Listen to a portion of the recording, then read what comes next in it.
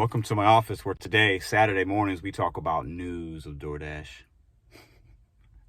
Let's get into it. Welcome back to Pedro Doordash Santiago, where we talk all things Doordash, Uber Eats, Bet on You, set goals one day at a time. We talk about motivation. I give you the journey of me becoming a small business owner, becoming a independent worker, basically in the St. Louis market. So let's get into today's Doordash news. I'll give you my opinion on that like we do every Saturday night. And then we're going to talk about one more thing as well. So if you're new to the channel, don't forget to hit the red subscribe button. It's absolutely free. I give you content every single day. We go live every Sunday night. We do a live call-in show where you guys can call in, talk about topics, talk about your week, ask questions, all that good stuff. And don't forget to hit the thumbs up if you like what we got going on this channel and this video more specifically. Let's get into it. So every Friday I get an email from Doordash talking about the daily digest newsletter. I don't know what it's called. The Dasher Digest newsletter, weekly news update, something like that. Anyways, so this week it talked about like perks and things like that Doordash provides its drivers. And it also asks for input on what would you like to see, whether it's, you want some gas discounts, car maintenance discounts, other things. So I found this newsletter to be kind of weak. I didn't get anything from it. Sometimes they give us good information or things to come. I'll put some split screens. It talks about, they partner with Stride, they're partnering with Clerky. It talks about the Dasher Direct again. What else did it speak about?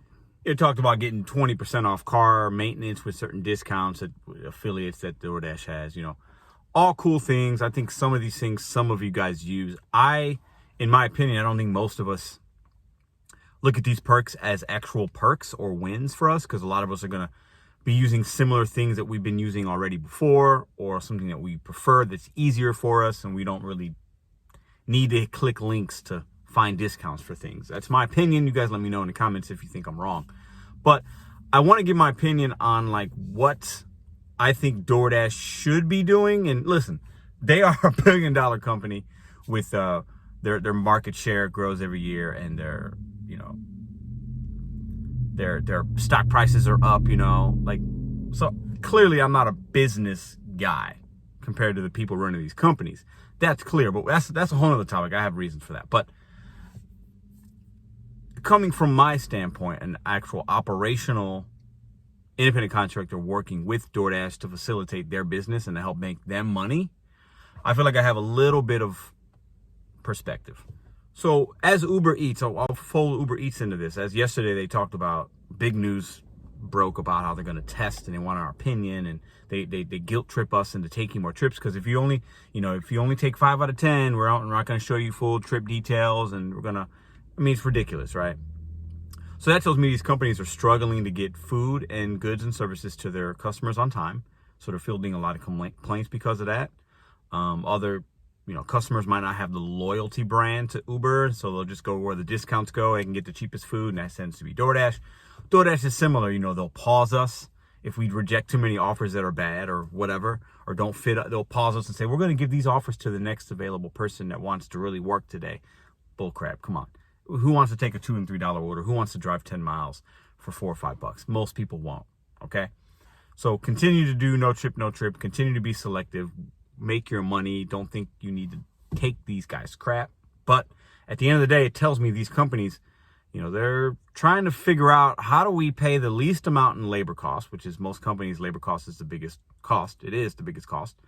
And how do we pay them less, or at least, not a lot, and then also make sure the customers get their food, but then we need to make money as well. They're business.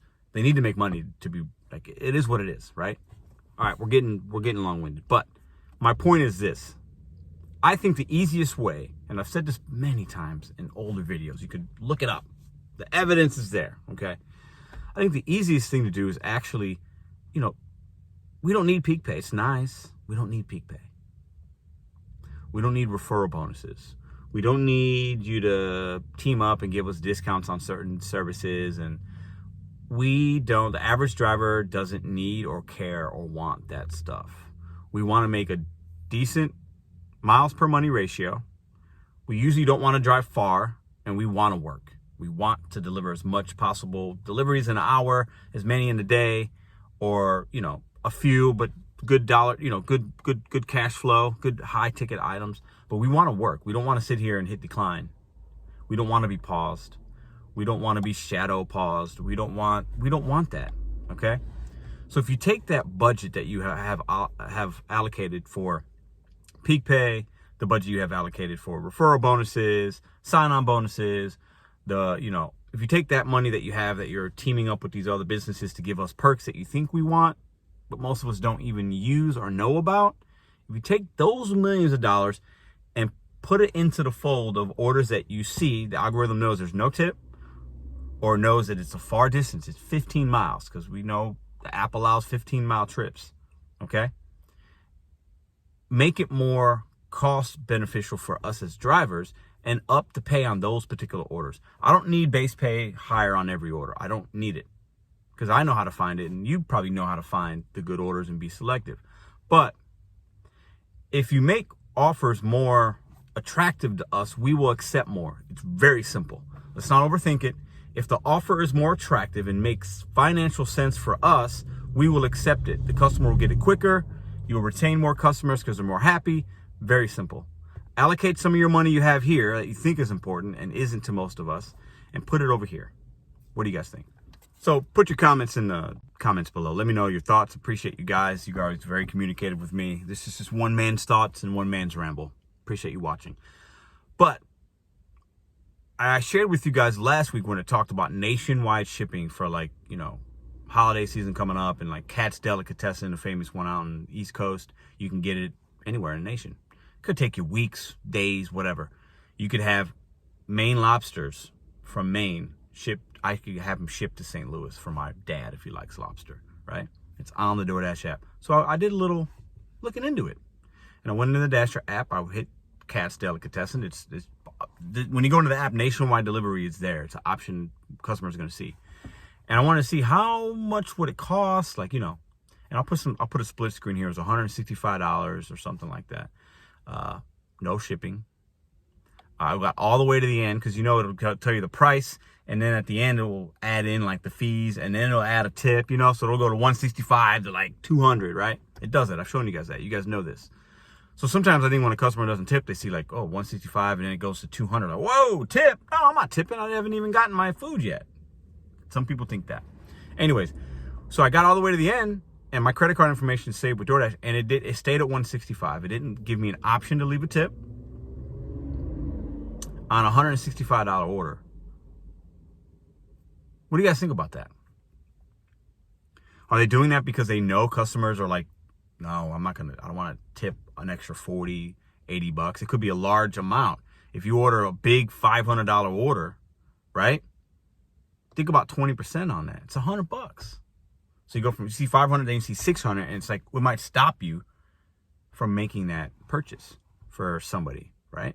Because you're going to gift it to somebody maybe, right? What do you guys think about that?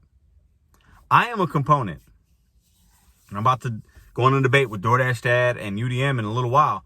I believe in no tip, no trip. You can all have your opinions. Some of you guys run your operations in your office differently, and hey, they're paying me 10 bucks, I'm taking it. I think otherwise, because I don't want to, those aren't customers to me. I don't feel like they are my customer.